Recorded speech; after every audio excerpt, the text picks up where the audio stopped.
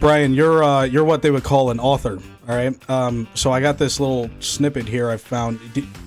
How did the author get out of prison? He finished his sentence.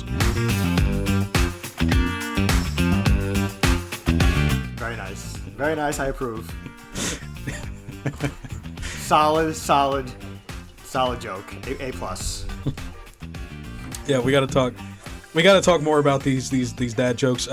You guys who are new here to the channel, we do this a lot of dad jokes. They're hilarious. So definitely a reason to stick around and watch all the episodes. Even just for that alone, hopefully you don't just stop when the dad joke is over, because then it'll be the shortest amount of time interacting with the channel ever. But just that alone should be an indication of the content that you're in for going forward. So with that, welcome everyone to the Value Added Podcast. Bryan and Zack are here, and now you can actually see us instead of just hear us. That's right, we are now on video. I don't know which number of video this is, but it's one of the first few, that's for sure. It's early on. So it's a new step, a new chapter in our development as a channel. And so we're here, but even though it's a new chapter, I don't necessarily say it's a different chapter, because the content should be and hopefully is still the same. So before I introduce the topic, Zack, you have anything you want to add to that little inspirational speech I just gave? Yeah, I'm really excited to be on video just because we can really connect with a larger audience. There's a lot of people out there who don't listen to podcasts on audio-only platforms.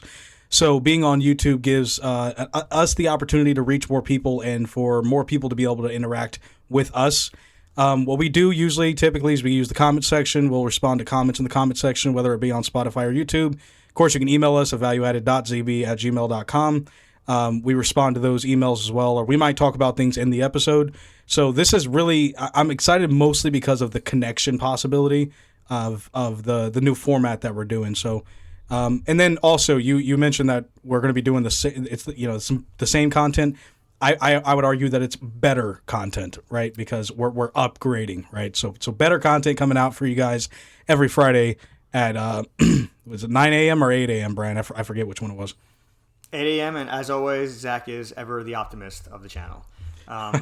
So with that, what topic are we doing today?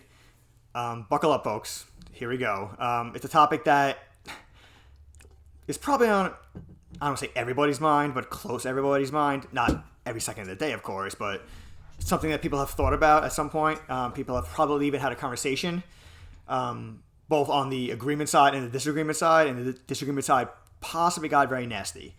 I've considered it the most important, no, not important, the just biggest topic in our society, our biggest social political topic in our society.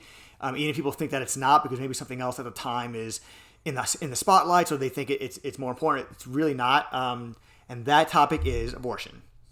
Early on, we wanted to do an abortion episode. We did one. It didn't go well. We never published. You guys will never see it. And then we kept saying we're going to do another one, and then we delayed it, and then we delayed it, and then we delayed it. And now we figured, now that we're here on video, what better time to do it than now? So it's a big topic. It's a complex topic. It's a topic that we both have a lot of opinions on. It could be a multi-part. We'll see how it goes. But like I said, buckle up, strap in, because this conversation we're going to have is definitely not for people who are easily offended, easily triggered, highly sensitive, misinterpret things, to have some kind of emotional reaction, so on and so forth. So, but besides buckling up and strapping in, also make sure you pay attention to the things that we're saying and hope that you are clear in the message that we're sending out. So here we go, abortion, and I'm ready. Okay, cool. I will just say that I think this topic is a very, very hot button topic, in the sense that when people have their opinions on it, they're very strong. People typically have strong opinions.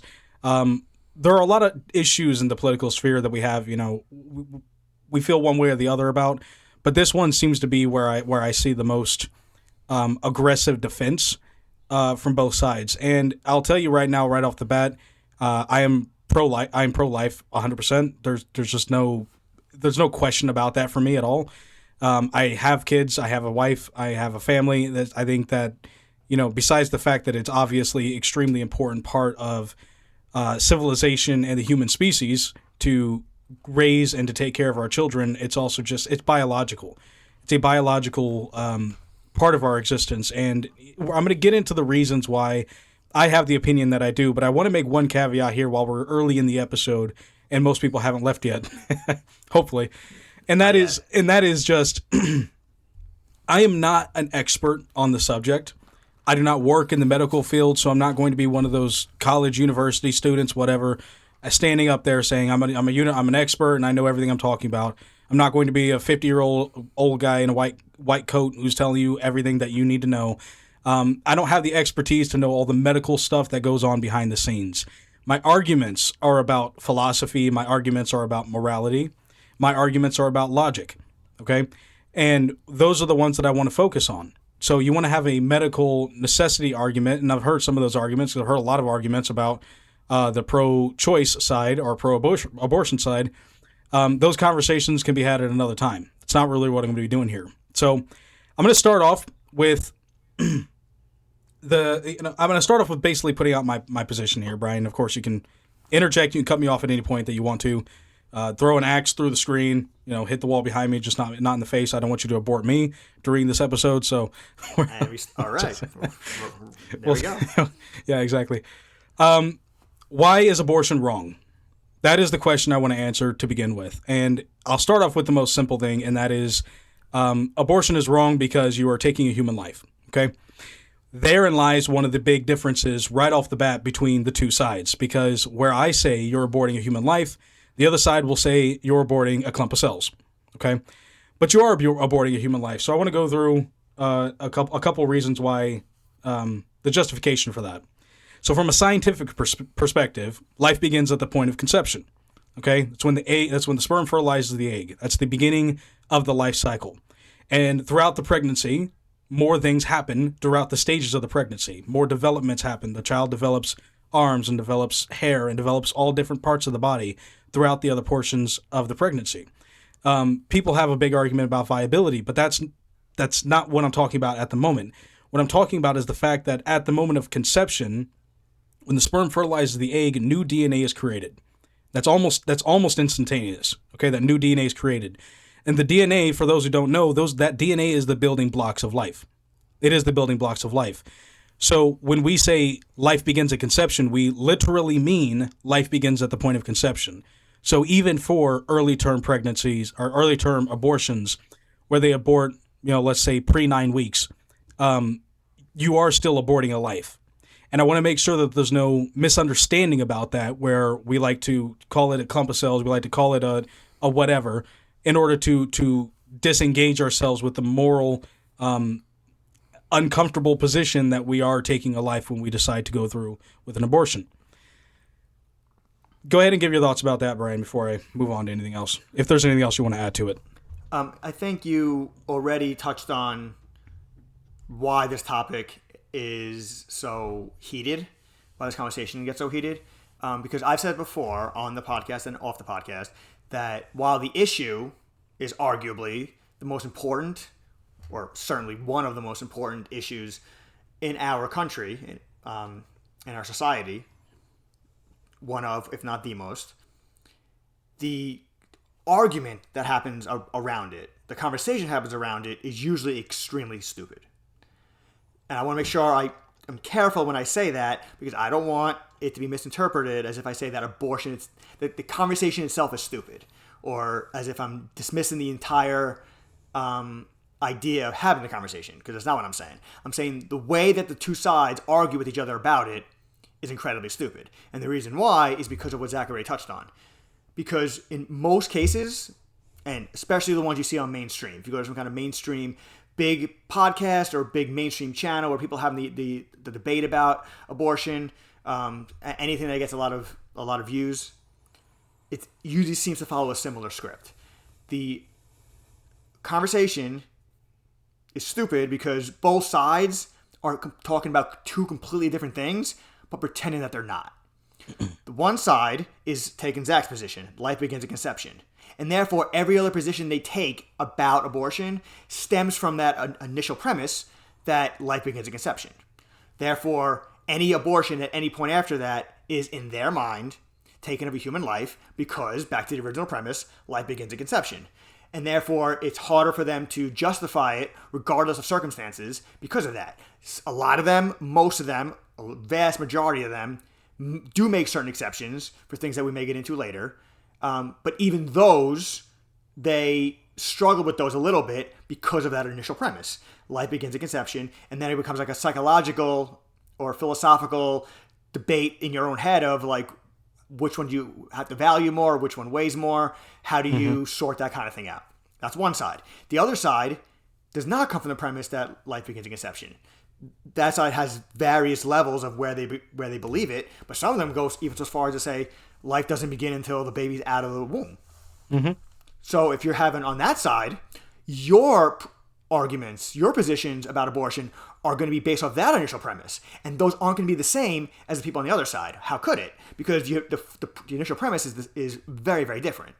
If you were to take people on the first side that I said and give them the premise that the other side has, they may take an entire different position on abortion because their initial premise has changed to complete other side where you are. Vice versa. If the people on there is no beginning of life until the womb, until the baby's out of the womb, you take that person and give them the life begins at conception premise, suddenly they may take a different stance on abortion.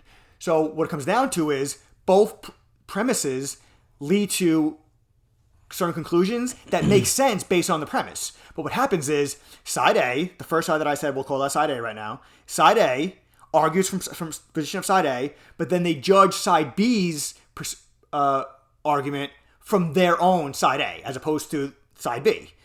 And this would be much easier if I had like some kind of like whiteboard where I can demonstrate this. But both sides are arguing with their own premise and then projecting their premise onto the other person's and pretending as if both sides are arguing the same thing. And they're not. That's the first problem, and it's a huge one. Yeah, no, and it's good that you point that out because basically, and the way I would say it without some kind of visual illustration here is one party is playing football, the other party is playing basketball, okay? And no one can agree on the rules of the game because they're playing two different games. Well, the problem is that you're on a football field, okay? And the people who think they're playing basketball are on a football field with a goal on each side, and there's no basketball hoop.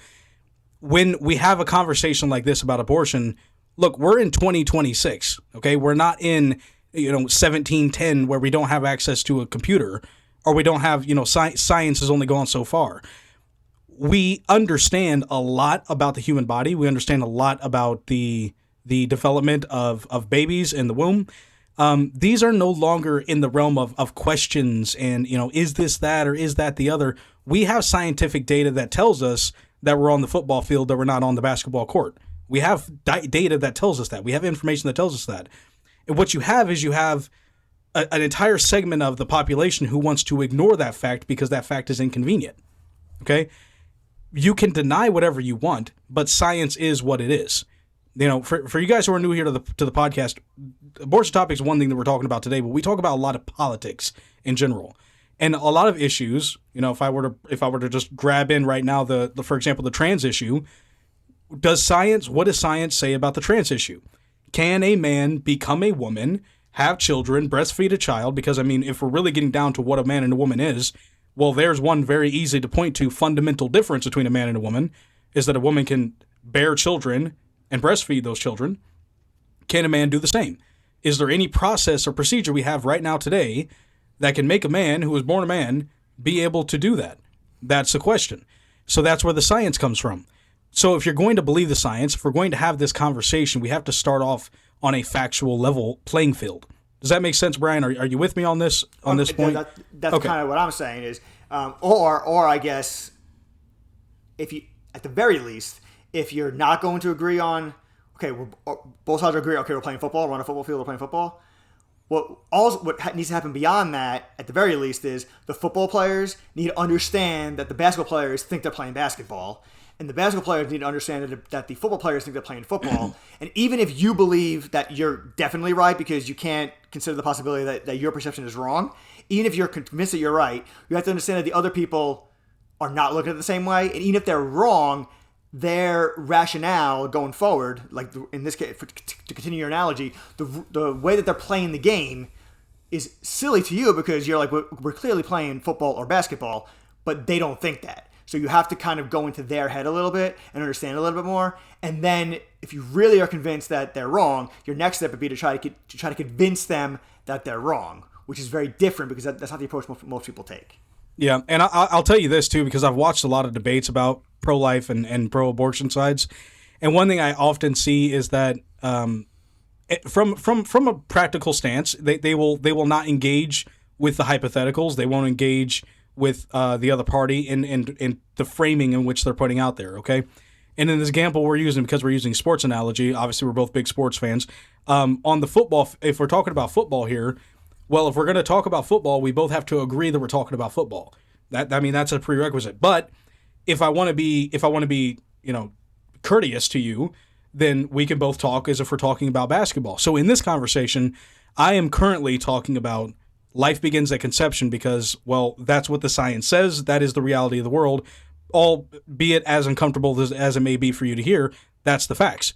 So what we can do is, in the second half of this episode, we're going to talk more about the pro-abortion side or the pro-choice side and some of their arguments. We can kind of play it off of that field and see how responses change, because I do have responses, even if we do start getting into the whole, well, life doesn't actually begin until 10 weeks, until they have this development, or until viability, for example, which is a big argument I'm sure you've heard a lot about, Brian, the viability argument.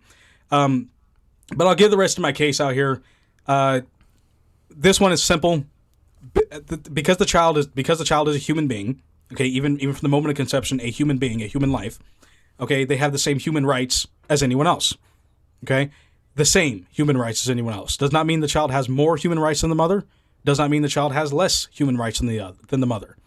And what that means is any decision that's made about the pregnancy, any action that's taken about the pregnancy, any laws that we have that dictate how that pregnancy can be treated, all have to be written in a way and structured in a way that gives the rights to that unborn child. Okay, that again, that is my perspective. Here's one that's not quite as normal talking points here, but a child is a consequence. A child is a consequence of a very particular activity. That activity is when a man and a woman have sex together. Okay. That activity can create an offspring. It can create a consequence, which is the offspring. And one thing that I think a lot of people who are in favor of the abortion, for example, are not in favor of, is the idea that consequences, or the result of the behavior you do, often comes with obligations as well. Okay? I'll give you a quick example as to what I mean by this that doesn't have to do with abortion. Okay? Let's say, for example, that I right now don't have my wallet on me, because that's true, which means I don't have a form of payment. But let's say I want to get a drink from a gas station. Well, I could go in the gas station, I could steal the beverage and walk out of the gas station with it. Well, that was my choice. I decided to do that. Okay, and now the consequence is that I will now have to go to prison for theft. Okay? And whether I want to go to prison or not, whether that was the desire that I had when I stole the soda, doesn't actually matter in this case. All that matters is that in the world we live in, there is a consequence for a certain action. And that is one example of it. So when you have sex, and when you have unprotected sex or even protected sex, and it can still happen, there is a consequence that is a child. And you have an obligation to that child, not just after that child is born, but before that child is born, during the stages of pregnancy. You have an obligation as a woman to take care of yourself and to take care of the child that's growing inside your body. And as a man, you have an obligation to make sure that your house is in order and that your woman is taken care of prior to birth. And then, of course, everything afterwards. I've heard a lovely analogy, or not really an analogy, but a lovely example about how, we have no issue in this country recognizing that when you have a child, that you have an obligation to that child until that child is 18 years old. For 18 years, you have an obligation to that child. You know how strong that is? All the books, whatever state you go to, you are not allowed to starve your child. You're not. You could do it. You could do it, but there's going to be a consequence, and the consequence is going to be jail time. Okay? You are not allowed to not give your child a home, a roof over their head. Okay, what's more than likely going to happen is you could face criminal charges, but more than likely you're going to get that child taken from you, from the state. Okay, these are consequences that happen because you're not fulfilling the obligation that our country demands of you. Okay, it is your obligation to take care of your kids, to take care of your young. And for whatever reason in our country, we can easily recognize that for a human that's been born, but we cannot recognize that same thing for a human who has not been born as a country. And I find that is to be an interesting point. Well, I have 2 more points I want to make on this, but I'll give it back to you, Bryan, in case you want to add anything into it. So this would be a good way to, I guess, go back to the point I was making regarding both sides arguing 2 different things. And another thing I made a point about, not in this episode, and many episodes before this, is that when it comes to the arguments that people have, especially if they're on opposite political sides and they know it and they're sticking to their side regardless, is they agree on more than they realize almost all the time. And I think abortion is another example of this. And a way you can demonstrate whether or not that's the case is if you play hypothetical. Now, to Zach's point, not everybody engages in hypotheticals. I talked about this in our episode about debates. That's an example of a very bad faith approach. It could be an example of low intelligence, but that's a whole other thing. It's usually in the format of a debate. It's usually a bad faith move. I'm not going to engage in hypothetical, possibly because the hypothetical, you see where the hypothetical is going, and you don't want to go there because then it's a point in the other person's favor, and you don't want to do that. But I'm going to ask the hypothetical anyway because it can illustrate the point I'm trying to make. Let's say you're on the side that Zach is on. Life begins at conception. And now, in this hypothetical, you no longer think that. Now, in this hypothetical, you think life does not begin at conception. And again, we're not going to go through the middle stages where a lot of different people fall in a lot of different stages all the way up. We're going to go right to the very top, right to the opposite end of the spectrum, which is now you think life does not begin until the baby's out of the womb. If that is suddenly your position, and to engage in hypothetical, you have to pretend that is your position, would your opinion on abortion change? Would you go from totally against it to possibly all for it? If you do, because suddenly the science has changed, the premise has changed, then you kind of agree with the other side. You just don't, in terms of how their worldview it, so you agree with the other side, you just don't share their worldview. Now let's reverse it. You're somebody who's on the side of, baby is not a person or is not a human life until they're out of the womb. And now we say, let's say in this hypothetical that you got some science that was convincing enough, you talked to somebody, you did enough research, whatever it is, and now you have learned and now you believe that life begins at conception. So now you're going all the way to the other side of the spectrum. Would your opinion on abortion change? Would you suddenly think, okay, well, now we got to protect this human life? If the answer is yes to either scenario I said, then you agree with the other side way more than you realize. The problem is you guys are just on opposite sides of the pole. Now, but the issue can be if you still wouldn't change your mind regardless. That's a whole other thing that I maybe get to at a later point. But that's where you have to start, because if your honest answer to what I just said is yes, I would change my mind, then it's a lot more difficult to attack the other side for their position, especially if you attack the side from a position of some kind of moral superiority and label them some kind of bad name.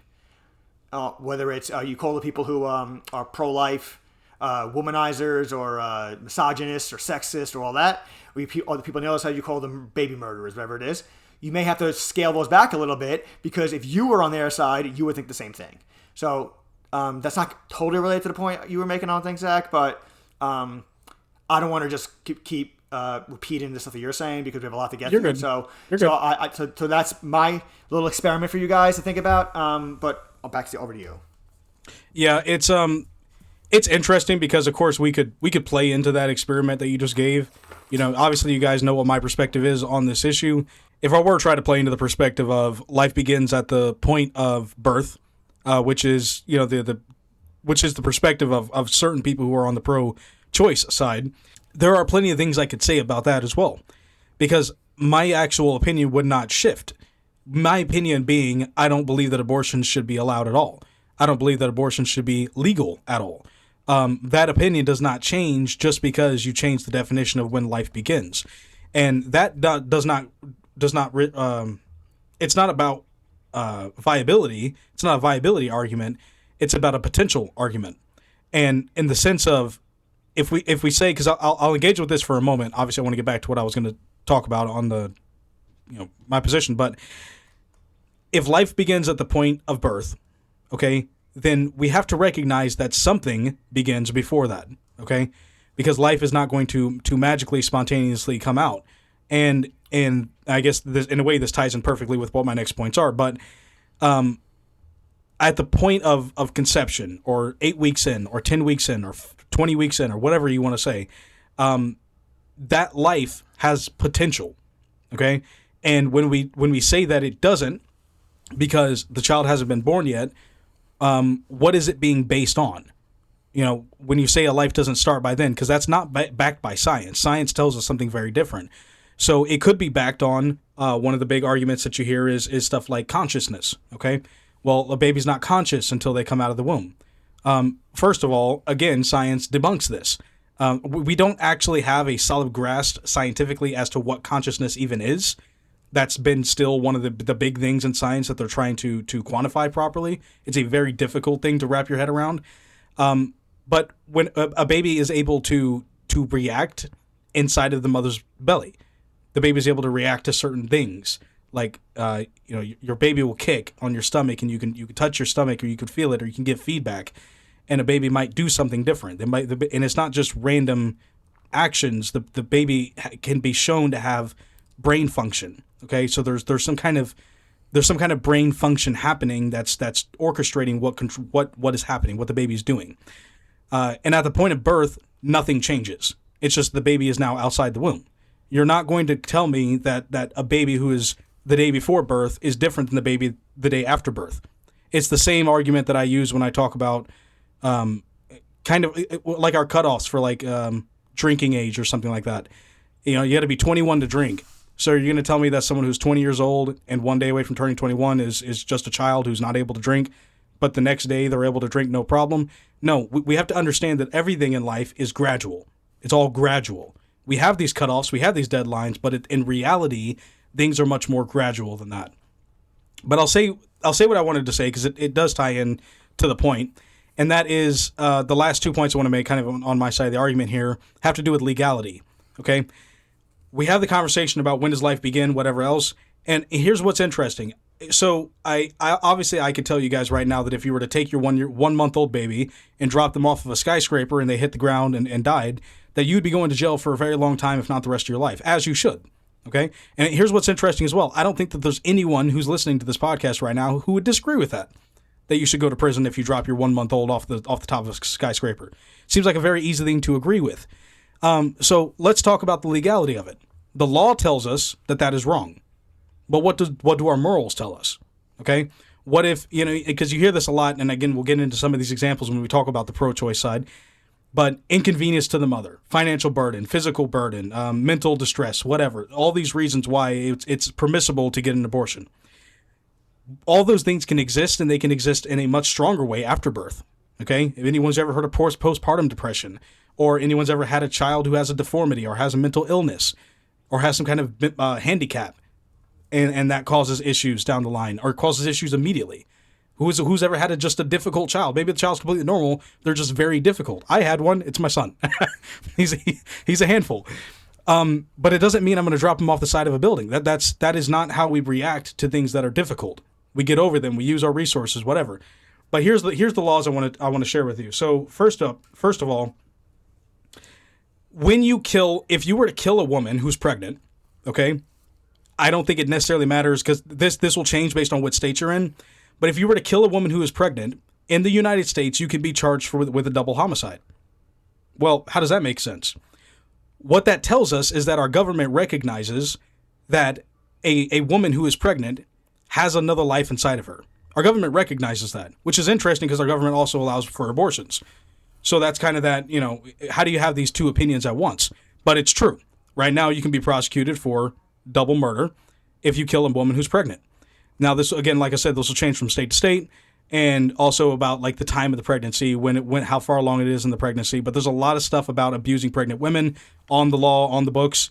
And in addition to that, I also did some research on this. In certain U.S. states, I think it's about half of them, a little less than half of them, a mother, and this is the important part of what I had looked up, a mother who is using a legal substance, legal, not illegal, a legal substance such as alcohol, if she were to drink excessively while pregnant, and the baby comes out, and the baby's born, and the baby has alcohol in the baby's blood, the mother can face criminal charges after the baby comes out. Even if she didn't drink at all after the baby came out, she can face criminal charges for child abuse and neglect. Okay? She can also have those children taken from her as a result of that through CPS or whatever federal agency takes care of the children in that state. So what does this tell us? This tells us that the actions that a mother takes, even prior to birth, that cause harm later on after birth, are still recognized by the government as a bad thing that's prosecutable.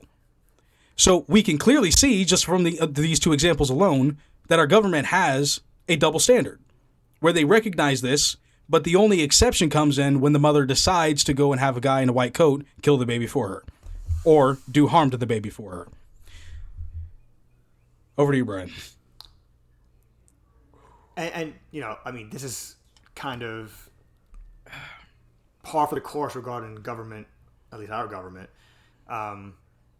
Double standards, yeah. Double standards, playing both sides. A lot of it depends on whether it's a red state or a blue state. They'll have different things. They're kind of trying to appease everybody, but by doing that, they appease nobody. So that's not really surprising. The legal aspect is a hard thing to, I think, use to like convince the other side, because the other side can say, and they're right, but this argument only usually gets used when it's convenient. Well, just because something is legal or illegal doesn't mean that that's the right or wrong thing to do. Like, in other words, everything that's legal is not necessarily something that you should do or is the right thing to do. Mm-hmm. And everything that's illegal is not necessarily the wrong thing to do or something that you shouldn't do. And so just because these things are illegal doesn't mean that they're making this connection and that now it's a fact and all that. I love that you said that. It's a very good point. Yes, and anyone who makes that argument is correct. My issue when people make that argument is they use that argument for convenience, because if the roles got reversed and the law was supporting something that they already believed, they would use that as like the winning hand on the poker deck, and now they won the argument based on that. So as long as you use it across the board, I think that's a very fair argument to make. And that's why I think the legal aspect is a hard sell when you're having this abortion conversation. It has to go more to the morals, but more importantly, whose morals are we going by when it comes to abortion? Because can I say something real quick, Brian, on this topic? I can make the moral argument coming from my own moral side, but again, I feel like the moral argument becomes weak because we can't all agree on whose morals we're going to use. You know, my morals aren't the same as your morals. Brian is not the same as all these other people who have all these different opinions. At least if we do the legal side, we can say, okay, well, we have laws in this country. At least we can look at the laws and say, okay, where are the laws right now? And let's use that as our baseline. I point out the laws because I think it's important to look at the laws and say, okay, these practices are seen as good, and these practices are seen as bad. And what we're looking for is double standards. And if there's double standards in the law, then we recognize, obviously, that laws are written by people, by humans. But what kind of mistakes are made in there? And I don't know. I don't feel like I'm explaining myself well enough on this, but the legal side, at least, I feel like is a playing ground that we can at least meet on and say, at least we can all agree that these things are on the books and that this is a fact. You know, one of the biggest problems with this conversation is that we can't seem to agree on anything. So I'm trying to find area in which we can at least say we agree on the fundamental basis of whatever argument this is. And in the case of the laws that I cited, I'm talking about things where the government recognizes that life begins before the point of birth. But you'll have doctors out here who will tell you that it doesn't. And so you have discrepancies. And even when it comes to doctors, you have one board who will say that it does and another board who says that it doesn't. Because again, if we really boil everything down, forget all your expertise, forget your Harvard degree. We're all humans and we're all biased. and we're all trying to justify our own positions. I can make a very easy moral argument that just says killing is wrong, you idiot. I mean, if you ever created a life, you know that is the most wonderful, amazing thing you could ever do in with your life. It is a very precious thing that you immediately want to protect. The idea of wanting to kill your offspring is not human. It is not a natural thing to do at all. So anyone whose moral argument says that the college girl's ability to continue going out partying for the next 2 years is more important than someone being alive is a morally indefensible argument. Well, of course, they won't frame it that way. I know. Yeah, they'll frame it in a different way. And what this comes down to, what we're talking about right now, is another episode topic that we had way early on in the podcast, and that's about hierarchies.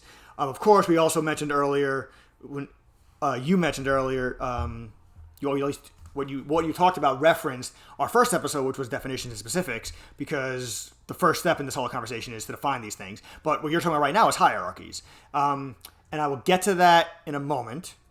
But first, we are going to take a small abortion break so guys can unwind a little bit, take a deep breath, and then get ready to buckle up again after that, because we'll be hitting the ground hard again. But for the moment, enjoy this unrelated content.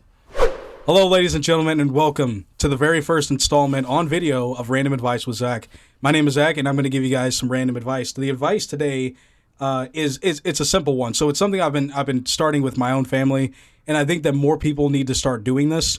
And that is screen detox is what I call it. Okay, the idea is simple. Okay, once a week, what we did, or what we're trying to do, we're still in that kind of experimental phase, is go an entire day, just one, go an entire day with no screens. Okay, no TVs, no movies, no videos, no video games, nothing.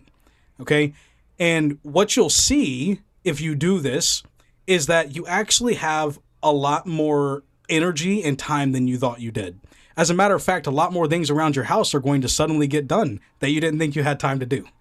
And all that comes down to the fact that technology is constantly sucking us in. It's constantly keeping us so busy that we forget that we have the ability to put it down, that we have the ability to walk away and step away from it. I have small kids. My wife's always doing something on her computer or phone. Kids are always on, TVs or on games. So giving them that opportunity gives them the chance to just be kids, play with their toys, go outside, whatever. Gives me and her the chance to spend time bonding, gives us time to go outside, get some projects done. It's a very good thing. And even if you have none of those things, just taking the time away from technology and the screaming echo chambers of the internet, even if there's something entertaining you want to do, just taking the time to step away from that, go sit on your porch, get some fresh air, watch the wind blow through the tree leaves. You will thank me. You will thank me if you implement this. You don't even have to do a full day. Do like a half a day. You'll thank me later. All right, back to the show. No objection to any of that. It's ironic that people who are using technology to create a big platform and a podcast and all that are now telling those same people to turn off the computer, turn off the TV, turn off the tablet and all that, and therefore not engage with the value-added podcast. So it might be a counterproductive advice for the podcast, but I agree with it nonetheless. Let me reiterate one point. Remember, guys, we upload every Friday. Don't do your no TV, no screen days on Fridays, okay? Do them on another day. That way you don't miss the value-added podcast. Great. Okay. So now, hierarchies. Because now, let's pretend that everybody agrees on two two premises regarding abortion. Of course, they don't. Let's pretend that they do. The one premise is that abortion is murder. We'll word it in the way that you see in the slogan: abortion is murder. And the other premise is that anyone who is anti-abortion is misogynist or trying to control women or doesn't care about women, and so on and so forth. Okay, so basically, if you boil this down, it comes down to two choices for this hierarchy. Women, just like women's free, I don't know how you want to word it. You could liberation, bodily autonomy, women's choice, choice, freedom, liberation, whatever, versus a innocent baby's life. Those are the two choices for the hierarchy. Which one are you putting over the other? Now, of course, some of people's immediate feedback is, well, I don't think it's a human life, which goes back to what I said. People are talking from two different poles and basically speaking two different languages. But let's pretend that you did believe that. Which one would you favor over the other? If you say that, as important, because you can take the position, I think women's bodily autonomy is important, or bodily autonomy in general is important. I think women's liberation is important. Freedom, choice, they should do it. They should be held down. They should be forced to do things that they don't want to do, so on and so forth. You can believe all that, but also say, but none of those things are more important than the life of an innocent baby, because with those other things we just said, they're still alive and breathing and in society, as opposed to the other one where there's no chance and they didn't get a say. So you can say those two things simultaneously, and it's not necessarily a contradiction. If you say that, then the life is at the top of the hierarchy as far as what's more important, which is where a lot of pro-life people take, because a lot of the pro-life advocates say, similar to what I just said, I'm all for women having choices and doing what they want to do and so on and so forth. I just think the baby's life is more important. If you go the other way and you say all those things that I said about women is more important than a human life, again, don't twist it. It's not about human's life not at conception. Remember, in this hypothetical again, we all agree on the same premise. So again, you're choosing between women's liberation and life. And you're saying women's liberation is more important than life. You can take that position too. However, it becomes very hard for you to maintain the moral high ground, if that's the case. And the reason why I'm focused on that specifically, because you can argue the other way too, is because that's the side that seems to be more adamant that they're on the moral high ground. The side that seems, the pro-choice side, for some weird reason, believes that they're on the moral high ground. Now, I'm not saying the pro-life side is on the moral high ground. I'm not saying that either. I'm saying that neither one really is. But the pro-choice side seems, at least the ones that I have witnessed and experienced, they're the ones who believe that they have the moral high ground, and it's hard to. Because if your real position is it's women's liberation over not a human life, over a clump of cells, that's an easy choice. Anybody would make that choice between those two things. But what would the choice be between women's liberation and an actual human life? A woman not being able to do exactly what she wants, living an inconvenient life, a burdensome life, a more difficult life than she imagined, versus an innocent life being taken. If you do that, it's a much harder choice to make. And if you do still make that choice anyway, again, it's hard to make the case that you have the moral high ground. So I guess there's two takeaways from what I just said. Number one, again, people possibly agree more than they realize, because if you frame it that way, most people may actually go on the same side of this. But again, because they don't, that's why the fight happens. Because both sides are judging each other from their own worldview instead of the other person's. And before you shatter the other person's worldview, before you change the other person's worldview, you got to shatter their own. And to do that, you got to actually be inside their worldview instead of your own. Okay. What I'm going to respond with to what you just said is I'll start off with this. You're giving these two options, you're giving these two camps, and I think one thing that we don't see a lot of is we don't see a lot of pushback because on the idea of bodily autonomy. I don't see that a lot in the debates I watch. I don't see that a lot in the podcasts that I watch. And so I want to take a moment to do what I have not seen, which is push back on this idea of bodily autonomy. My body, my choice, you're wrong, okay? Let me just be the first person to tell you you're wrong. You may have a body, okay, and for the most part, your body, your choice thing is true, okay? There's a lot of things that that if you don't want to happen to you, don't. But let's take a moment to consider how stupid your argument is, okay? When you go to school, you have to have mandatory vaccines for most grades at school. And whether the child consents to the vaccines or not is completely irrelevant so long as the parent consents to the vaccines as a requirement to put them in the school. So it's only voluntary on the side of the parent, okay? So someone else is still making the decisions for you. Here's another thing that I don't think a lot of women consider, women who are on the pro-choice side or pro-abortion side, as I would put it, don't consider the fact that we've been in peace times regarding our wars. We've been in peace times for a very long time. But even in peace times, we are still having to sign up. All men are still having to sign up for the reserves, for the select reserves. What does that mean?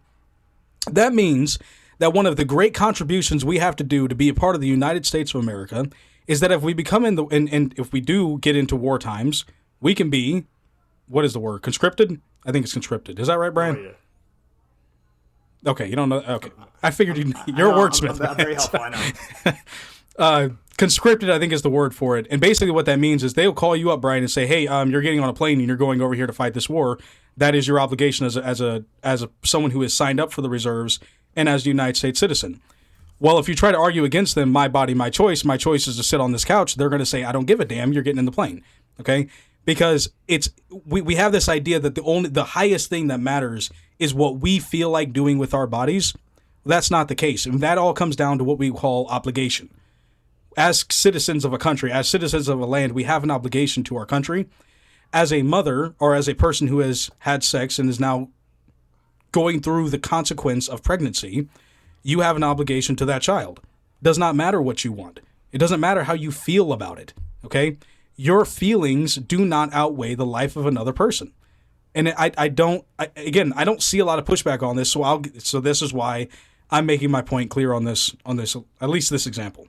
I'm in agreement with you. I've said before, again, not on this podcast, we haven't talked about it on this podcast, but I said before, because I haven't really been clear on my position on abortion yet, and I might not be until maybe a part 2 or part 3, because the first point I want to make is not related to my opinion. My opinion on abortion is not really relevant to the overall discussion. The main point is to make sure everyone understands the conversation properly.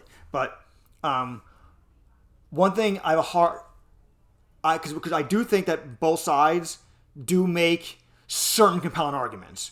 Not to say that every argument on both sides is great, because that's far from true. But there are arguments to be made on both sides that can support their position. However, with the pro-choice side specifically, there are 2 positions that I have a hard time getting on board with as valid positions. Number one is when human life begins. And the main reason why I take issue with that is because I don't believe that a lot of people who say it actually believe that. I think they just use that conveniently during the abortion conversation. I don't think the people who say it's just a clump of cells and it doesn't matter, it's not a human life until it pops out of the vagina. I'm not saying that. I think a lot of those people, if you take them out of the abortion conversation, wouldn't look at it that way.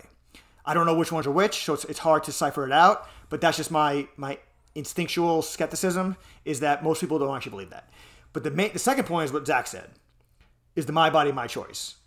Because, as Zach already hinted at with the example he gave, again, people who say that don't actually believe it. They only believe it for the purposes of the abortion conversation. And the perfect example of that is the vaccines. Let's go beyond children, because when children get involved, that's when it comes to the whole children aren't mentally developed enough to make these decisions, so it becomes a slippery slope there. So let's just go right past that into grown-ass adults. Grown-ass adults, my body, my choice. You'll scream it, you'll put it on a poster board and protest and do all that, but a lot of you are the same people who had no problem with the COVID vaccine mandate. The key word there being mandate. Whatever your position on COVID vaccine, whatever your position on it was, if you are encouraging and supporting a mandate, then you can't say you support my body, my choice. And now, if you go even further beyond this, you can really see that nobody really believes my body, my choice. Because to do that, you have to believe that 100% of the time. Regardless of the circumstances, it's always my body, and therefore it's always my choice. If you find one situation where you don't believe that, the whole narrative collapses on you. So nobody really believes that. So that's my issue there, and my advice to the pro-choice side would be, don't use either of those 2 arguments, because on the first argument, the pro-life side does not agree with you, clearly, so they're going to have a hard time adopting that worldview. And secondly, the conservatives also don't agree with you, but you don't agree with you. So it's just a lame argument across the board. Yeah, I'm in agreement with you on those. What I want to do now is I want to go ahead and talk about some more arguments that come from the pro-choice side. And I want to kind of get into those. So the first one I'm going to discuss here is you're not allowed to talk about this, Brian, because you're a man. Okay. Do you have any thoughts about that before I share my probably very obvious thoughts? Unless you say something I agree with, then you can speak all you want. Yeah, pretty much. Look, I will shut this down immediately because let me tell you how this rabbit hole goes, all right? Let's start off with this. A woman and a man are having a conversation about abortion. They have differing opinions. So the woman tells the man, you're not allowed to have this opinion because you're a man. Okay. So then the woman goes and has a conversation with another woman. And now they have a conversation about abortion. She's pro-abortion. The other person is pro-life. And she tells her, no, you're not allowed to have that opinion on abortion because you've never had a child before. And I have. Okay, well, now she hasn't had a child. So a woman who has a child comes over and she talks to her now. But she said, no, you're not allowed to have an opinion on this because you've never had an abortion before. Okay, so she goes away. Now another woman's here with a child and an abortion.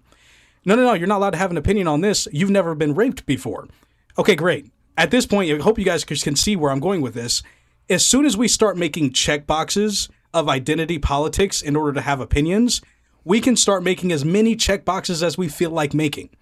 There is no limit. There is no limiting principle. Unless you are literally me, you are not allowed to have the opinions on whatever it is that I feel like you're not allowed to have the opinions on. And even if you are me, well, you're not wearing a blue shirt, therefore you're not allowed to have it.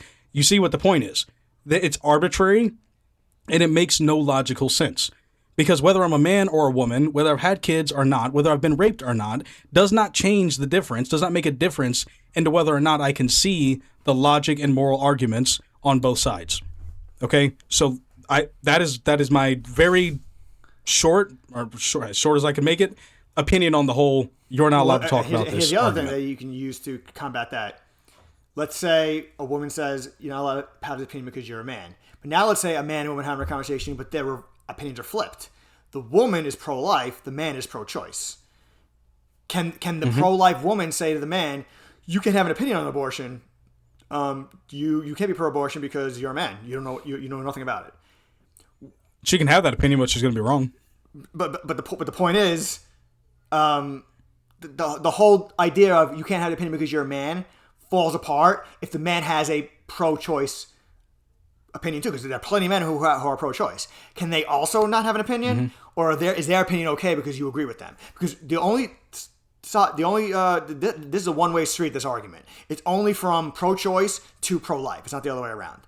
So it's the same with racism, Brian. You know that too. Like if you're a white person and you're talking about black people are getting unfairly treated, then everyone's fine with you. But if you say the opposite, now everyone says you're a horrible person. And you're not allowed to say it because you're white. It's bullshit, and they all know it. Yes. Yeah, exactly. They all know it.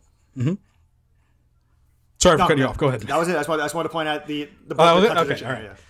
All right. Up next is pro-life is all about controlling women's bodies. Okay. Let me tell you something. I'm pro-life. I do not care about controlling your body. All I care about is stopping you from killing a child. Okay. Any thoughts, Brian? This also is an emotional, manipulative argument because once you hear somebody say that, you kind of pause and say, well, maybe they are. I don't want to control women's bodies, and this is an easy way to control women's bodies, make it sound like you're not. And I'll be charitable here. There are people with power, people without power, people with large platforms, people without. There are people in this country who want to control women and are conveniently using this pro-life argument to control women. Just like I've said multiple times on the other side, how people use certain arguments when it's convenient. The same thing applies here. But just like we need to dismiss those people on the pro-choice side who are being clearly contradictory and are cherry picking when they use words and all that, same side with them. So eliminate both sides of those cherry pickers and just go to everyone else.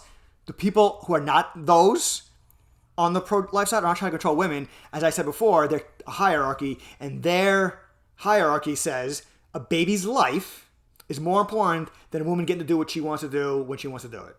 Doesn't mean that the other one's not important. Mm-hmm. It's just the other one is it's less important, which is fair. I'll make one more point on this, and it's that I really don't like when people try to attribute motivation to something that happens. The industry that I work in right now is really about fact gathering, and I think that just it works well with my personality because for me, I care a lot about the facts of whatever I'm dealing with. I'm not as concerned with your opinions on it, and if I can get to the heart of the matter and figure out the facts without all the extra opinions washing out the important information, that's what I'll do. I don't even know if I said that correctly. I'm getting tired. Next up. Pro-life is only about the babies while they're in the womb. No one cares about mothers after the baby's been born. This is dumb. This is really dumb. This is a dumb argument, and I put it down here because I wanted to make a point that it's a dumb argument. Someone like me, I made the point earlier in this episode about how our government clearly sees the value in children who are already born, hence why if you don't feed your kid, you go to jail. Clearly the government sees value in that, and anyone that you probably know in your personal life would also probably look at you unfavorably if you were to abuse your own children. Even if we don't talk about the legality of it or you getting arrested, people would view you unfairly if you did that. So what does it come down to? Well, it comes down to an expectation, but also there is this lie that exists that there's no resources out there and no resources available. If you're in a position in which you want to have your baby because you don't want to kill your baby, but you know that you can't afford to, for example, maybe it's a financial burden. There is adoption. Adoption is a thing that exists. Okay. There might be people in your family who would be willing to adopt your child, or strangers who would be willing to adopt your child. There are ways that you can legally give up your rights for your child. And that is an acceptable thing in this country. It's not an acceptable thing everywhere across the world, but it's an acceptable thing in this country, and it is an option. All right. There are so many programs out there that are designed specifically to help out women who are pregnant and mothers, especially single mothers. There is so many industries and organizations that are dedicated, solely dedicated to providing that service. To pretend like all of them don't exist is a fallacy. And I think even if they didn't exist, because one of the things that one of the connections that argument is making is if they claim that these things don't exist, and in addition to other examples that they'll use, like the how the poor living wages, employment wages, and low minimum wage, and poor quality of housing, and all these different things that they use, and they say because of that they clearly don't care about your life, because if they did, they would change these things to make your life better.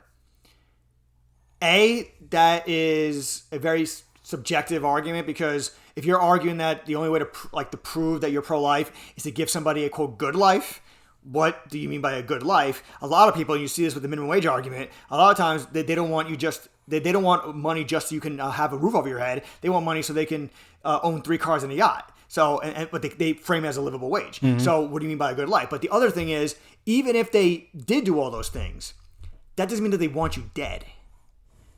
It may just be that I'm a corrupt asshole and I'm not giving you money, so you got to fend for yourself. But I don't advocate for you dying, especially as a newborn.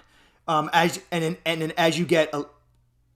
you are a toddler, and then a young kid, and then a kid, we're still going to be way more helpful to you than you are as an adult, because you're a kid. But then as you get older and older, the shackles start coming off a little bit, and then you have to start fending for yourself. Mm-hmm.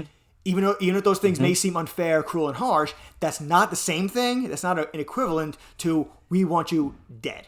And they like to conflate the two, probably on purpose. So I kind of get the point that they're making a little bit, because there might be a little bit of contradiction there if you go too far with it and say, I value every human life is valuable, I value your life and you're amazing and all that, and then you kind of don't give them a second thought once they're born, because why would you don't know them or anything like that. I can kind of see how that could seem a little bullshit, like a bullshit stance, but so is your take on it too, that it's the same exact thing. A person's wanting you dead is not the same thing as a person just not advocating for things that can make your life super easy. Not quite the same thing. Okay.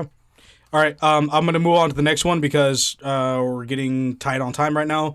I want to talk about this because this is a hot button one. I probably should have talked about this earlier, but that is the big argument of rape and incest. This is one you hear almost in every single abortion argument conversation between two people. You'll always hear the rape and incest thing come up. And I think my favorite response that I've heard to this one, and at this point I can't take credit for this, I'm regurgitating this response, but one tragedy does not justify. I forget how it was. One tragedy does not justify another. Okay. Is rape and incest bad? Is it a bad thing? The answer is yes.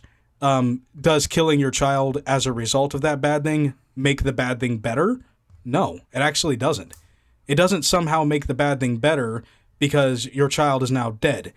all you've done is now you've made a tragic situation more tragic. It's worse now as a result of your action. The rapist, the incestual person, whatever, however the situation was, should be prosecuted to the full extent of the law, and that child should be able to grow up and have a life because that child is innocent. That child didn't do anything wrong. The child did not ask to be born into this world. The child did not ask to be born from a horrible situation, but the child deserves still to be born because that is the pro-life stance, and I think that's the very obviously logical stance. And again, back to the resource thing, you might not want to raise that child because that child may remind you of the horrible thing that happened to you, and that's fair. That's a fair emotional argument that you can make for not wanting to raise your child. That's not a fair argument for killing your child. That's not, one thing does not equal the other, okay? They just don't. I gotta admit, and I'm probably gonna start letting some of my opinion bleed over here. This is the one part where I have a little bit of trouble with. So I'm definitely not as far on this side, on this whole abortion thing as you are, because the simplest way I can frame my argument right now, so at least people can know it going through part two if we have one, is I don't think abortion should be illegal, should be banned. And one of the reasons why is because of what you just said, the rape and incest situations. Even though everything you just said is true about the rape and incest situation, the fact that it doesn't change the fact that it's still human life, an innocent human life who didn't choose that situation and is now being killed. It doesn't change the fact that, you know, if you believe abortion is murder, it's not less murder because a rape is involved and all that. However, because of the tragic circumstances, because of all the different things that go into it, it's very hard for me to take the stance that even when it's rape and incest, you have to carry the baby full term. This is one of those things where I kind of get if a woman doesn't want to go through with it. But the one thing I will not accept is the belief that it's not at least a difficult choice. Where it's like, well, because then what you're doing, you're still showing complete disregard for the fact that it's a human life. You're just looking for an easy way out. Not necessarily for you as the rape victim, even if you're someone who's advocating for it for somebody else. You want to advocate for abortion at all costs. This is your easiest avenue to do it. So you kind of go, oh no, that's a no-brainer. You know, that's an automatic. Clearly, you can abort because you want to do that anyway. You're just looking for the excuse. So that's kind of where I say let's pump the brakes a little bit on assuming that it's an easy choice, an obvious choice. It's not a tragic situation. Either way, there's going to be a tragic situation involved. There's no way around it. So, yeah, I'm really on the fence. I have a hard time sorting that one out. You're good, and I think you're on the fence with a lot of other people. I think a lot of people have trouble when it comes to this particular one because we can all agree, and here's one of the few times I think we can all agree on something. We can all agree that it's a tragic situation, that it's an unfortunate situation. And because it's unfortunate, it complicates things. Because as an outside observer, you can automatically project yourself onto that situation and say that would be an unwanted pregnancy. But with the idea of unwanted pregnancies, the vast majority of abortions, I would probably argue all of them, are unwanted pregnancies. So this one, the only difference in this case is that it just changes the circumstances of the unwanted pregnancy. And the idea that, and here's where I really, and again, I guess this goes back to the initial stance of where does life begin? Life begins at conception. Science tells us this. We don't have to keep our opinions about this. We're in 2026. I mean, we're not in the Stone Ages. We know this information. So since we know that information, we have to then ask the question of what inconvenience, what level of discomfort for the mother would justify killing an innocent child? That is the question. And if we really take that question to its logical extent, I have a hard time coming to any answer as to what discomfort the mother has to go through that would justify killing the baby. Because that's a really hard thing to do. If it makes it easier for you guys who are listening to this episode, imagine a 1-month-old instead of a pregnancy. If it's easier for you to visualize, imagine a 1-month-old. But the 1-month-old has a bone condition and constantly cries and has all these issues, and the mother is worn out from the pregnancy or whatever. You can add whatever the situation you want to. As worse, you can make it as horrible as you want to. Tell me, And I want to know this, okay? At what point would you say that it's morally or legally or whatever, at what point would you say it's acceptable for that mother to go kill that 1 month old to put herself out of the misery that she's going through? What will she have to go through that crosses that boundary for you? That's the question that I would leave you guys with today. Yeah, and if your pushback to that is something along the lines of, well, that's a human life, so it doesn't really matter. Then again, you don't have to adopt the stance. We have to understand that that's the pro-life stance. Is that it's that same human life that you see as a 1 month old. That's how the pro-life people, the ones who are being good faith, that's how they view the newly conceived thing that you call clump of cells. They view it as identical for the most part. Obviously not in the literal sense that it's grown and developed, but it's in terms of its value, in terms of its life, they consider that identical. So if you have a problem with killing a 1 month old, and one of the reasons why is because that's a human life, then you have to understand that that's the pro-life side. But I think one of the problems there is that you can see the 1 month old, you can't see the baby in the womb. So that makes it easier to be okay with it, I guess. Easier to justify it. But and I guess the last piece that I'll leave you with is back to my body, my choice. If you believe that, in the case of an abortion, whose choice is that? Is that the mother's choice with her body, or is the mother making a choice, or is the woman making a choice for somebody else's body?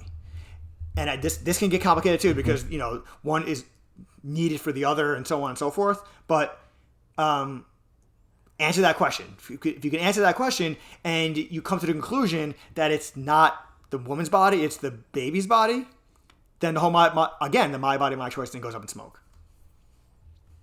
Yeah. I was gonna be done, but I have to say one more thing because of what you just said, what you brought up.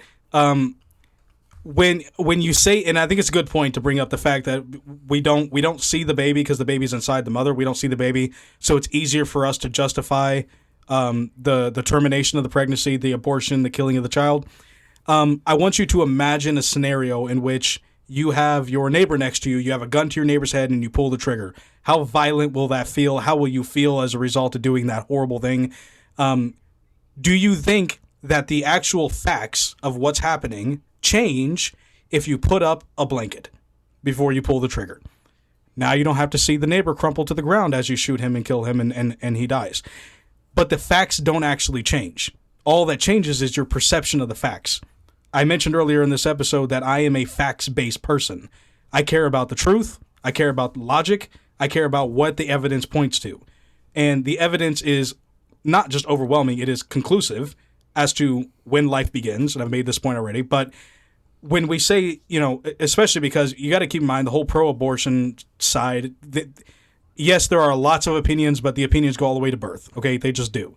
And if we're gonna pretend like a baby that is 5 minutes from coming out of the mother has zero value as a human, so you can kill it right now, but a baby that's 5 minutes outside of the mother now has all this human rights and intrinsic value, and if you were to kill that baby in the exact same manner with only a 10-minute time span difference, that suddenly you should go to prison for life. That makes zero sense morally, logically, ethically, legally, it doesn't matter. It does not track. And we know that it's all just for show. We know it's all for show. And they hide behind whatever laws or regulations state very particular cutoffs, all for the sake of the legality of it. That's a great place to leave off. Yeah, we're going over a little bit. Sorry, guys. That's a great place to leave off. So you kind of saw why I told you to buckle in at the beginning, because there was a lot shared this episode. I honestly, at this point, don't know whether it's going to be a part 2 or part 3. We covered a lot, but there's probably more to cover. So we kind of just have to say, well, we're going to see how it goes. I'm not going to promise one way or the other. But overall, I think we got through a lot in that hour. I hope our opinions are a little clearer, and I hope, more importantly, that your perspective on abortion is a little bit more fair, let's say, instead of just grinding down and sticking with your position regardless, and sticking with your emotional reactions and all that. There's a place for that. Obviously, there's a place for emotion, just not necessarily in political or social discourse. So hopefully that's at least some of the value you got out of this episode. So with that, Zach, take us away, as always. All right, guys. Well, thank you for being here. If you guys want to listen to Bryan's more in-depth opinion on abortion, and maybe let's talk about some issues like what are the father's obligations if the father doesn't want the pregnancy and the woman does? There's lots of things that we can discuss about this topic. So chances of a part 2, I think they're looking pretty good, but we'll see what happens. If you guys liked this episode, or if you didn't like this episode, especially if you didn't like my very strong opinions on this topic, please let us know at valueadded.cb@gmail.com. Of course, you can also interact on the comment section, either on YouTube or on Spotify's comment section. Bryan here, of course, always puts a poll on the Spotify, so that's going to be something interesting you guys can interact with as well. If you have any questions, comments, feedback about future episodes or this one that you want to leave, you can also do so at valueadded.cb@gmail.com. And last but not least, you can find us on X if our account exists. They still got to figure that out. Yeah. But all right, guys, thanks for being here. Thanks for sticking it out, and we will see you in the next one. So long. Take care.